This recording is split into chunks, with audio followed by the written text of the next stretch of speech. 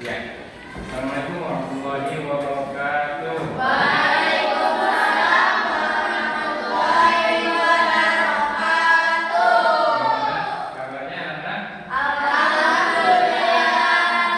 Hari ini ada yang nggak masuk? Ada. Sengaja. Gina marah kita ya. Kalau tidak pengujian, sakit dulu. Iya. Mudah-mudahan itu sembuh ya. Amin. Ya. Pada pertemuan kali ini kita akan berdiskusi tentang materi yang kemarin kita bahas tentang unsur intrinsik dan ekstrinsik sebuah cerpen. Sebelum kita masuk ke materi, saya minta ketua kelas untuk memimpin doa. Silakan ketua kelas. Bistarina siap. Ikra doa.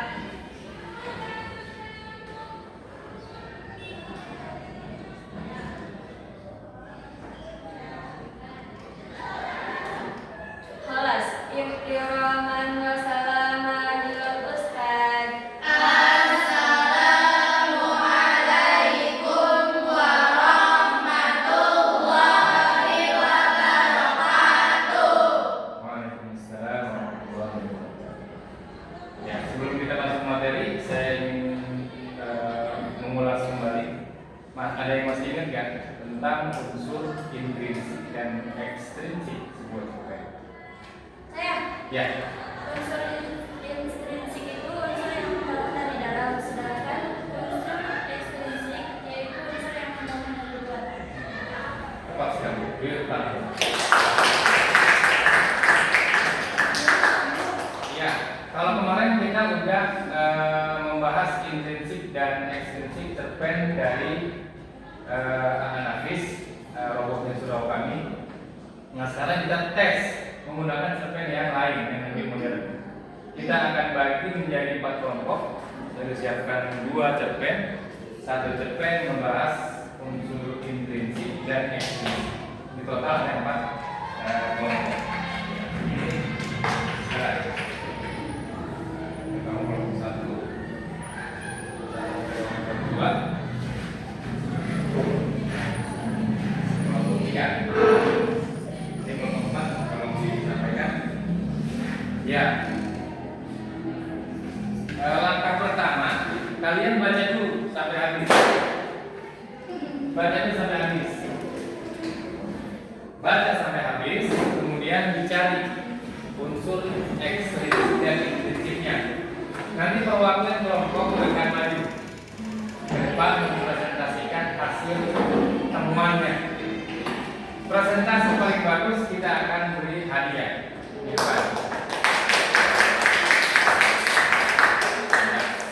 Silakan mulai. Bismillahirrahmanirrahim. Kita kasih waktu 20 menit. Silakan.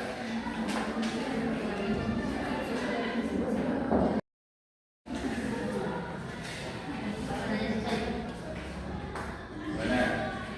Ada yang tidak dipahami diksinya atau alur ceritanya?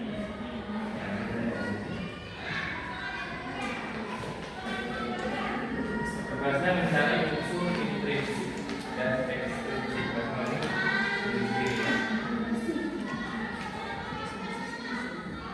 Ditulis ya hasilnya. Ya, Pak.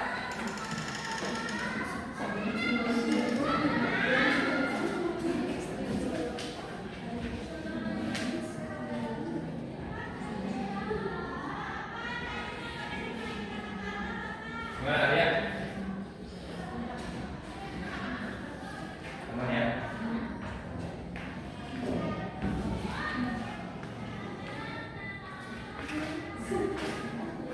Gimana?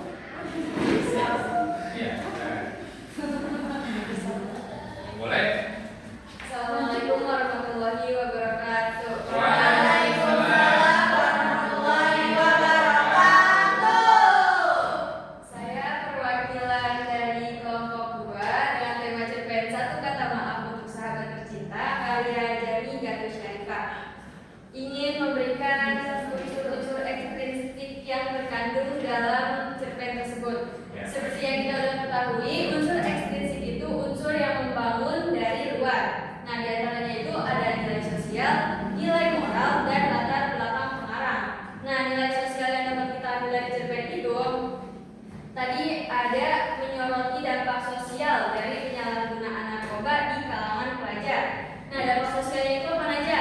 Misalnya yang dari tadi di cerpen itu, kita bisa mengambil dampaknya itu bisa berdampak kita dijauhin sama teman-teman kita. Terus juga berdampak bagi sekolah kita. Jadi untuk pribadi itu kita bisa dikeluarin dari sekolah itu kalau kita pakai narkoba. Terus ada juga lagi nilai sosialnya, pentingnya dukungan sosial dalam proses pemulihan. Nah, harusnya ini kita itu kan di sini temanya sahabat ya. Jadi kita ini harus saling merangkul. Walaupun temannya itu salah, kita harus ada memaafkan. Jadi supaya kita saling merangkul dan supaya yang salah itu nggak ngedown. Yang kedua itu ada nilai moral. Nah, nilai moral yang terkandung dalam cerpen tersebut itu mengajarkan tentang tanggung jawab atas tindakan sendiri. Kayak yang tadi tuh, kita kan udah berani berbuat. Yang namanya berani berbuat berarti berani bertanggung jawab. Nah, kayak yang tadi kita berani berbuat, kita berani makan narkoba, berarti kita harus menerima resikonya. Resiko yang diterima tadi itu kita bisa dikeluarin, bisa dijauhin sama teman-teman kita. Nah, terus ada juga keberanian untuk mengakui kesalahan. Nah, kita itu harus berani untuk mengakui kesalahan yang ada pada diri kita, walaupun itu pahit buat dikatakan, tapi kita harus tetap mengakui kesalahan kita. Terus ada lagi yang terakhir itu pentingnya memaafkan serta meminta maaf dalam hubungan persahabatan. Nah, yang namanya dalam hubungan persahabatan itu kan supaya kita makin dekat, itu makin setia, harus ada itu hubungan saling memaafkan. Jadi kalau misalkan ada temannya maaf, kita sebagai temannya yang lain nih, temannya minta maaf, kita sebagai teman yang lain itu harus memaafkan walaupun dia salah. Nah, terus yang ketiga ada latar belakang pengarang. Nih, Jami Ganul Syarifah penulis cerpen yang tadi yang satu kata maaf untuk sahabat tercinta menyampaikan pesan moral yang relevan dengan kehidupan remaja, khususnya mengenai pergaulan dan tekanan sosial di lingkungan sekolah. Nah, terus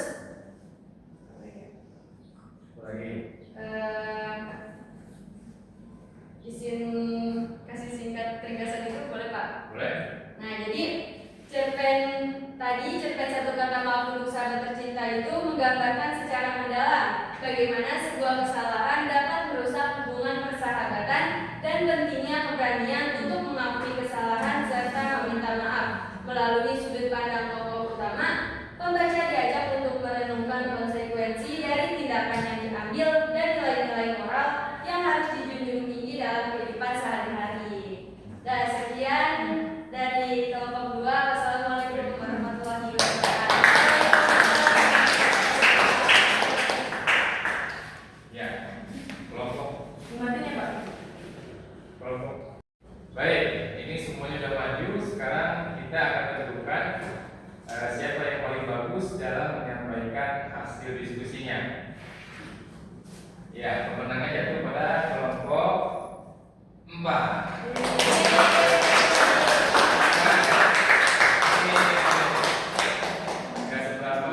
Lumayan nambah gizi.